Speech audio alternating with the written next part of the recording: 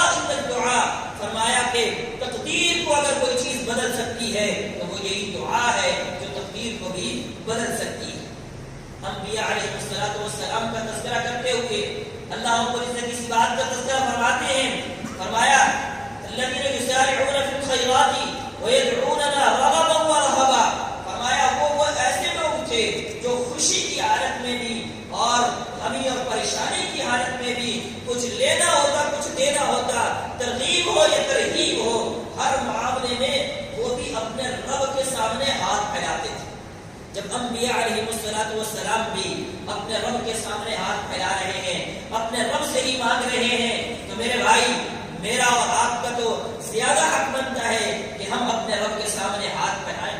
اور پھر رسول اللہ صلی اللہ علیہ وسلم نے فرمایا کہ ہر وہ چیز جو نفع مند ہے اگر اس کو حاصل کرنا چاہتے ہو اور ہر وہ چیز جو تمہارے لیے بری ہے، تمہارے لیے بے سکونی کی چیز ہے اور تم اس سے نجات چاہتے ہو، وہ بھی دعا کے ذریعے سے ہی مل سکتی ہے۔ اللہ رب العزت دعا کے ذریعے سے ہی وہ تمہیں عطا فرما سکتے ہیں۔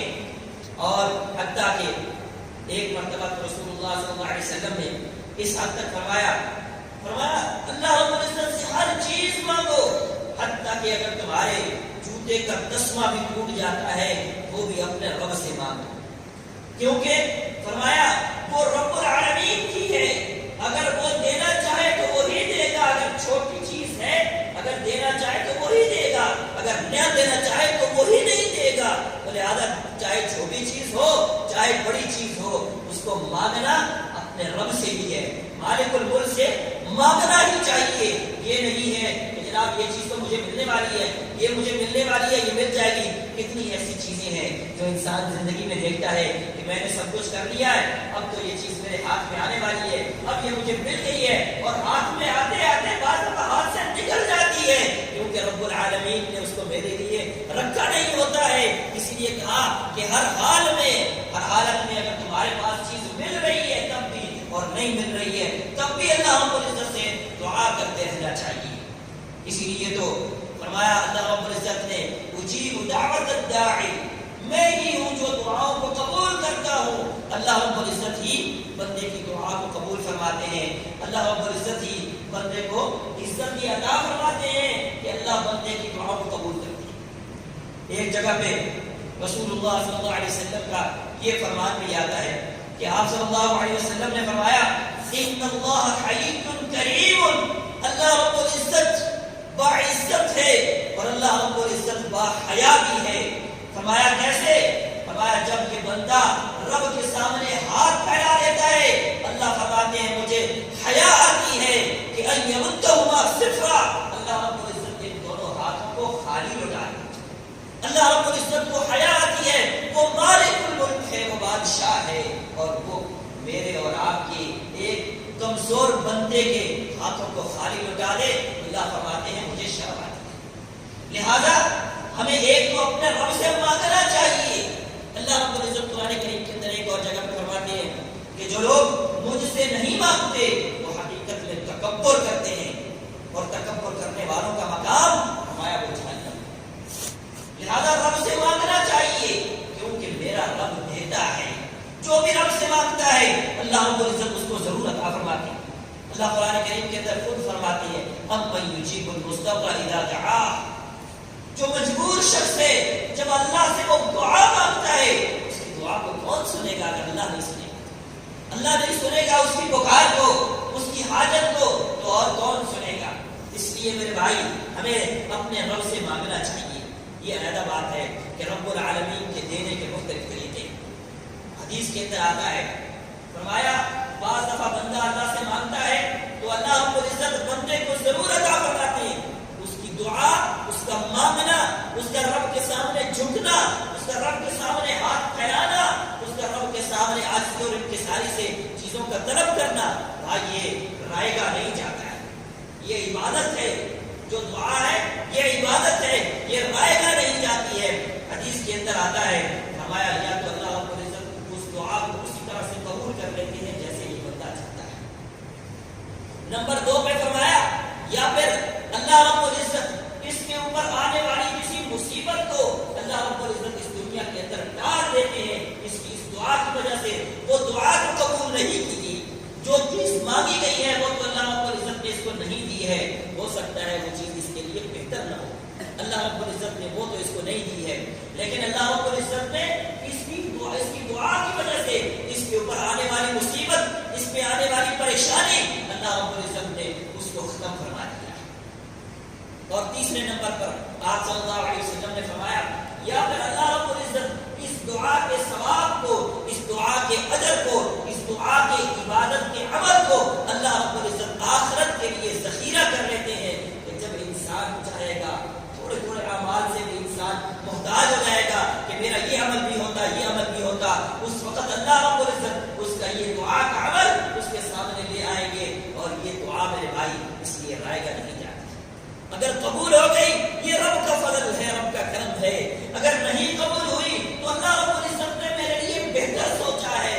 میری بہتری کو میرا رب جانتا ہے، اس نے میرے لیے کچھ بہتر ہی سوچا ہے. اس لیے ہمیں ہر صورت میں اپنے رب سے مانگنا ہے، لیکن اب مانگنے کا بھی طریقہ ہونا چاہیے. ایسا نہیں ہے دنیا کے اندر بھی ہم کہتے ہیں یار کسی سے کام کروانا ہے نا تو کام کروانے کا طریقہ ہونا چاہیے، اس سے بات کرنے کا طریقہ ہونا چاہیے. اسی طرح سے میرے بھائی مالک الملک سے اگر بات کرنی ہے، رب العالمین سے اگر بات کرنی ہے تو بات کا وہاں پہ بھی طریقہ ہونا چاہیے. اور بات کا طریقہ یہ ہے کہ رب العالمین سے جب بھی مانگا جائے سب سے پہلے رب العالمین کی تعریفیں کی جائے، رب العالمین کے مقام و مرتبے کو بیان کیا جائے، اللہ رب العزت کی بڑائی اور اس کی کبریائی کو بیان کیا جائے، اللہ رب العزت کی وحدانیت کو بیان کیا جائے، اور اللہ کو کہا جائے کہ اللہ تو ہی مالک ہے، تو ہی خالق ہے، تو ہی رازق ہے، تو ہمارا اکیلا معبود ہے، تو اس دنیا کو بنانے والا ہے، تو مجھے بنانے والا ہے، اس کائنات کو بنانے والا ہے، تو ہی ان چیزوں کے دینے پہ قادر ہے، تو ہی یہ چیزیں دے سکتا ہے. اپنے رب العالمین سے بندہ اس انداز میں بات کرے اور اپنے رب کی یہ تعریف خود اپنی زبان سے دہرائے بھی، اس کو اپنے دل و دماغ میں جگہ بھی دے، تو اللہ رب العزت اس بندے کی دعا کو پھر قبول کرتے ہیں کہ یہ بندہ جب اس انداز میں اپنی دعا کو شروع کرے گا تو اللہ رب العزت ضرور اس کی دعا کو قبول فرمائیں گے.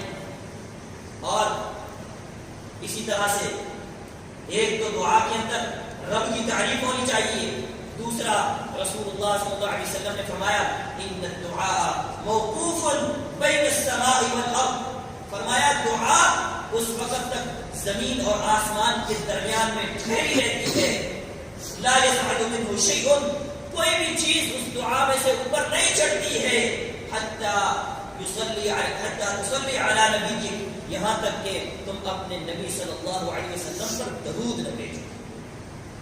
تو رسول اللہ صلی اللہ علیہ وسلم پر درود پڑھنا یہ بھی نماز کے اندر، یہ بھی دعا کے اندر اس کا ہونا بھی بہت ضروری ہے. اس کے بغیر کی دعا اوپر نہیں جاتی ہے.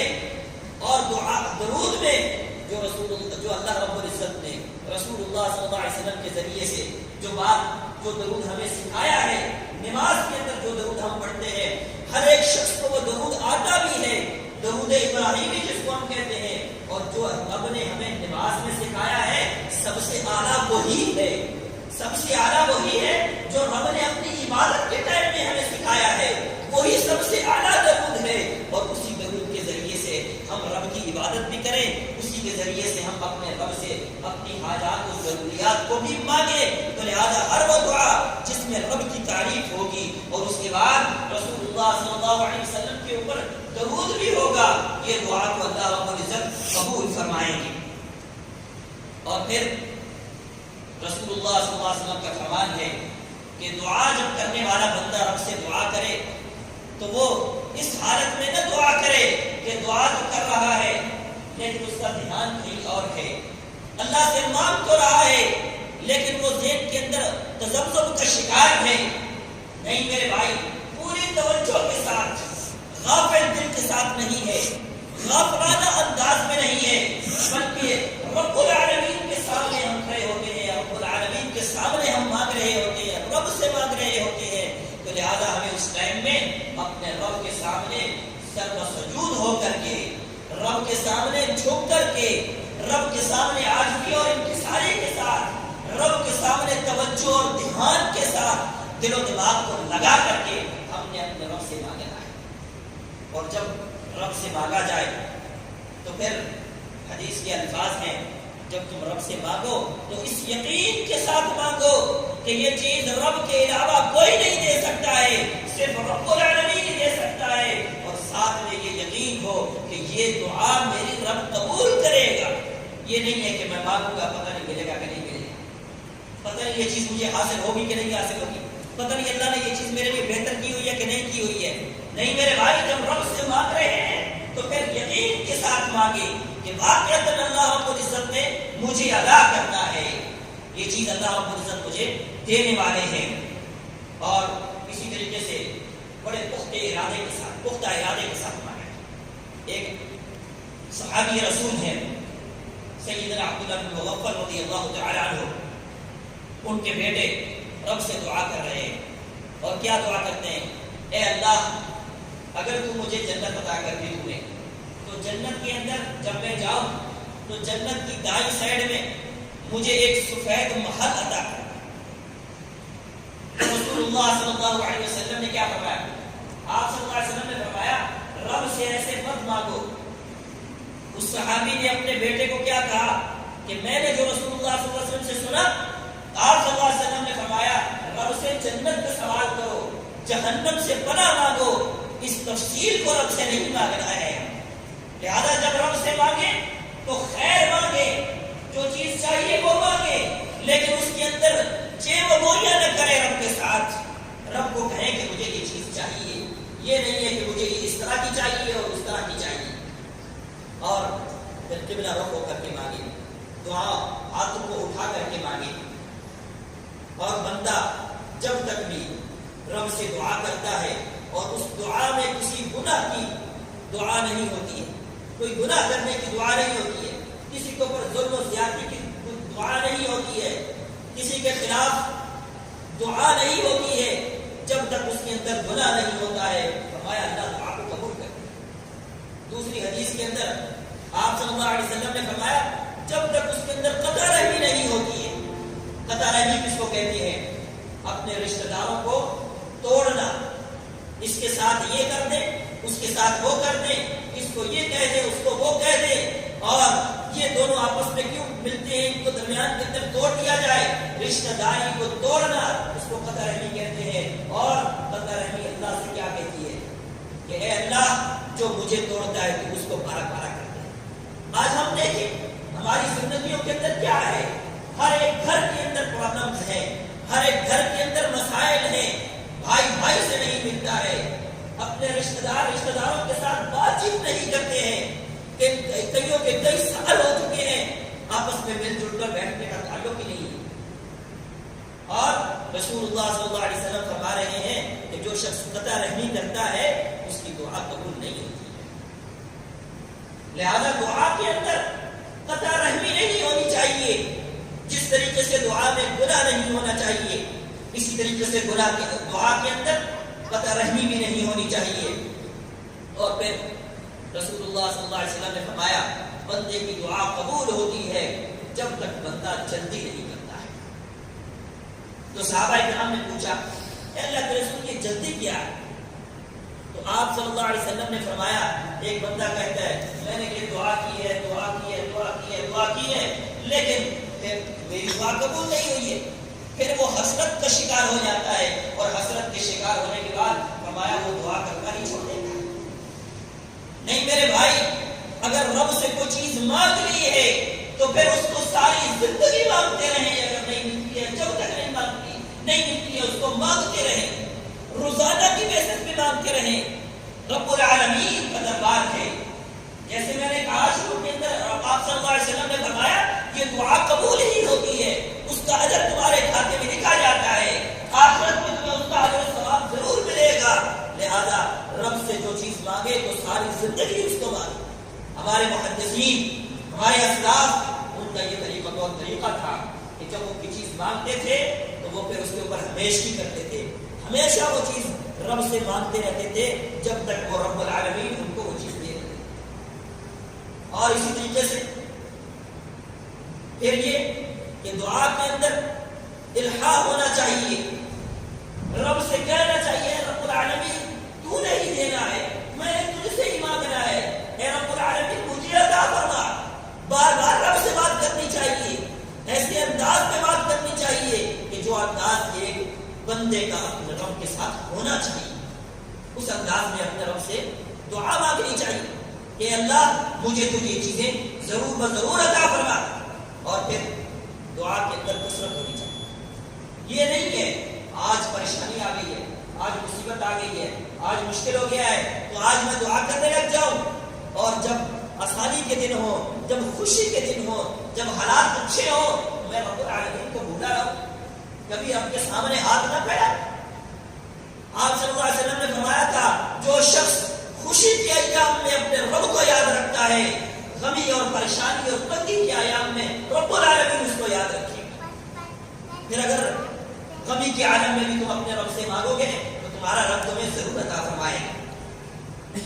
اسی طرح سے بندے کو استغفار بھی کرتے رہنا چاہیے، دعاؤں گناہوں سے معافی بھی مانگتے رہنا چاہیے، کیونکہ فرمایا کہ جب بندہ اپنے رب سے وَقُلْتُ اسْتَغْفِرُوا رَبَّكُمْ إِنَّهُ كَانَ غَفَّارًا يُرْسِلِ السَّمَاءَ عَلَيْكُمْ مِدْرَارًا، فرمایا جب تم رب سے استغفار کرتے رہو گے، اب رب العالمین اپنی رحمتوں اور فضل و کرم کی بارش نازل فرما دے گا۔ اللہ رب العزت قرآن کریم کے اندر اس بات کو بھی بیان کرتا ہے۔ پھر یہ ہے کہ وہ ایام، وہ وقت، وہ دن، وہ ٹائم ہمیں تلاش کرنا چاہیے کہ جس ٹائم کے اندر دعا قبول ہوتی ہے، جس ٹائم میں دعا قبول ہوتی ہے۔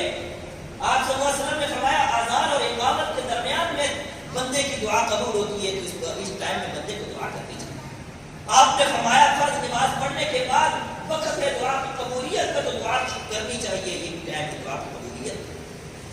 آپ صلی اللہ علیہ وسلم نے فرمایا جب بارش ہو رہی ہو اس وقت دعا کی جائے تو رب العالمین دعا کو قبول فرماتے ہیں۔ آپ صلی اللہ علیہ وسلم نے فرمایا جب کوئی چیز رب سے مانگنا چاہتے ہو تو سجدے کی حالت میں رب سے مانگو، یہ ایک ایسا مقام ہے کہ جس میں رب دعا کو قبول کرتے ہیں۔ آپ نے فرمایا رات کے پچھلے پہر رب کے سامنے اٹھ کر کے مانگا کرو۔ اللہ رب العزت آسمان دنیا پہ آ کر کے یہ آواز لگاتے ہیں کوئی ہے مجھ سے مانگنے والا، وہ مجھ سے مانگے اپنی ضرورت اور حاجت اور میں اس کو عطا کر دوں۔ آج دنیا میں اگر کوئی کہے کہ آؤ میرے پاس یہ چیز لے جاؤ تو لوگ بھاگیں گے، دوڑیں گے اور لے لیں گے۔ رب العالمین روزانہ رات کو یہ صدا و آواز لگاتے ہیں کوئی ہے جو مجھ سے مانگنے والا آئے اور مجھ سے مانگ لے اور میں اس کو عطا کر دوں۔ کوئی بخشش مانگتا ہے اس کو بخشش دے دوں، کوئی ضرورت اپنی حاجت مانگتا ہے میں اس کی حاجت اور ضرورت کو پورا کر دوں۔ رب العالمین خود فرما رہے ہیں۔ اور آج کا دن، جمعے کا دن، آپ صلی اللہ علیہ وسلم نے فرمایا جمعے کے دن ایک ایسی گھڑی ہے کہ جس شخص کو وہ مل گئی اور اس نے اس میں دعا کر لی، اللہ رب العزت اس کی اس دعا کو قبول فرما لے۔ اور اس کے بارے میں کیا کہا گیا ہے؟ یا تو وہ عصر کے بعد کی کوئی گھڑی ہے، یا پھر یہ ہے کہ جب امام ایک خطبہ دے کر کے بیٹھتا ہے اور دوسرے خطبے کے لیے اٹھتا ہے، یہ بیٹھنے کے درمیان کا جو بیٹھنے کا ٹائم ہے یہ تھوڑا سا ٹائم ہے، اس کے اندر ہم دعا کو قبول فرماتے ہیں۔ لہذا رب العالمین سے دعا کرنی چاہیے کہ رب العالمین ان دنوں میں، ان ایام میں یا ان چیزوں میں بندے کی دعا کو قبول کرے۔ اور اب ہم دیکھیں کہ اس ٹائم ہم رمضان مبارک کے بابرکت دنوں کے اندر، یہ رحمت والے دنوں کے اندر، جس دنوں میں اللہ رب العزت نے شیطان کو جکڑ دیا ہے، اللہ کی رحمتیں نازل ہو رہی ہیں، قرآن کریم کو اس مہینے میں نازل کیا گیا ہے، روزے اس مہینے کے فرض کر دیے گئے ہیں، اس مہینے کا مقام و مرتبہ بلند کر دیا گیا ہے۔ اس مہینے میں رب کی رحمت جوش میں ہوتی ہے۔ ہم اپنے رب سے مانگیں، اپنے گناہوں کی بخشش مانگیں، رب سے نعمتیں مانگیں۔ اللہ رب العزت اس دعا کے بدلے میں دنیا بھی دیتا ہے، آخرت بھی دیتا ہے۔ رب العالمین سے اپنا نیک ہونا بھی مانگے، اللہ رب العالمین سے اپنا دین بھی مانگے، اللہ رب العالمین سے اپنا قرآن و سنت بھی مانگے۔ اللہ رب العزت دینے والا ہے، وہ مالک الملک ہے، وہ بادشاہ ہے، اس کے ساتھ اس سے مانگے، بادشاہوں کی طرح مانگے، کیونکہ وہ مالک الملک ہے۔ لیکن ایک حدیث بڑی اہم ہے۔ آپ صلی اللہ علیہ وسلم نے فرمایا کہ ایک بندہ جو بہت دور دراز کا سفر کر کے بیت اللہ پہنچتا ہے، لیکن حالت یہ ہو چکی ہے کہ اس کے کپڑے بھی پراگندہ ہو چکے ہیں، اس کے سر میں غبار اور مٹی پڑی ہوئی ہے، اس حالت میں وہ رب کے سامنے حاضر ہو گیا ہے۔ اب بیت اللہ کی ساتھ لپٹ گیا ہے اور رب سے دعا کر رہا ہے، لیکن رسول اللہ صلی اللہ علیہ وسلم نے فرمایا مطعمہ حرام، اس کا کھانا حرام تھا، مشربہ حرام، اس کا پینا حرام تھا، وملبسہ حرام، اس کا لباس حرام تھا، فأنی یستجاب لذلک، اس کی دعا کیسے قبول کی جائے؟ جو بندہ حرام کا مرکب بن کے رب کے سامنے کھڑا ہے، رب کیسے قبول کرے گا؟ رب العالمین نے حرام سے منع کیا ہے۔ ایک لقمہ جو میں اور آپ کھاتے ہیں، جب یہ میرے پیٹ میں جاتا ہے، اس سے خون بنتا ہے، اس سے جسم بنتا ہے، اس سے ہڈیاں بنتی ہیں، اس کے جسم کا گودا بنتا ہے۔ میرے بھائی یہ اگر حرام کا بنا ہوا ہے، یہ رب کے سامنے آئے گا، رب کیسے قبول کرے گا؟ اللہ تو فرماتے ہیں ان اللہ لا يقبل الا طیب، اللہ پاک چیز کو ہی قبول کرتے